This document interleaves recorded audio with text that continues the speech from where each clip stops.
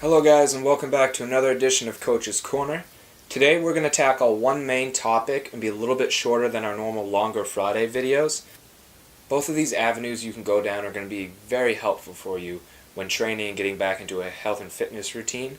But in the long run, free weights are going to be a little bit better in the day-to-day practicality that they have. What I mean by this is everything we do in training, how we train, we get the opposite result. Now that's a little strange thing to hear. What I mean by that is, say I use a machine and it gives me all my stability. It's fixed, I'm in one little plane of movement, and it takes care of all the stability, which means I don't actually increase my body's stability at all.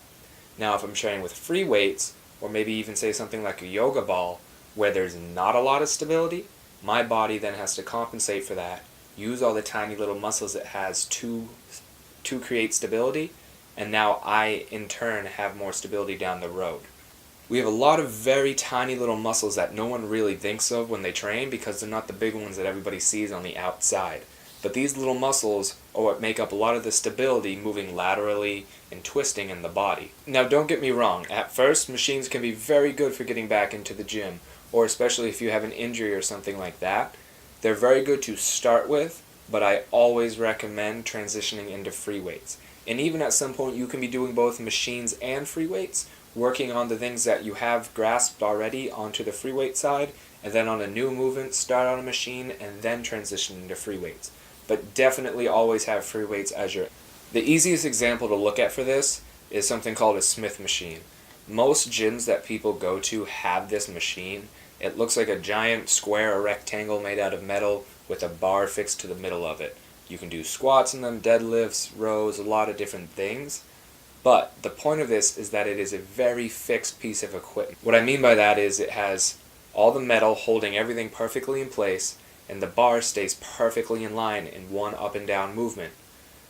Now in a regular squatting or deadlifting movement, the bar is actually going to be moving forward and back in a very slight way as you go up and down through the movement. Now the biggest way this transitions is to think of when you're packing up boxes and moving to a new home or something of the sort. You bend down to pick up this box. It's a heavy box, but you've been training. You can pick it up now. The issue is, yeah, you're great at picking it up when it's right in front of you.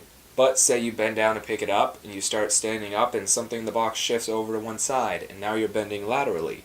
Well, your body isn't used to that movement. It can only go right, forward, and backwards, just like the machine does. Now, since you haven't been training and haven't had this free movement to stop and stabilize in your own body, you're not used to that, those little muscles aren't going to fire, and you're going to end up actually injuring yourself.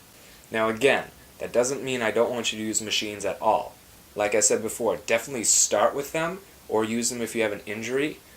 What I would even suggest is start a movement on a machine, and then in that same day, try to move to free weights and see how it feels, and just kind of gauge. If it's still a little bit too hard to do with the free weights, go back to the machine, spend another week or so on the machine, and then try again and try to get into the free weight side of it to build that stability over time. So thanks again for watching, and I'll see you next time.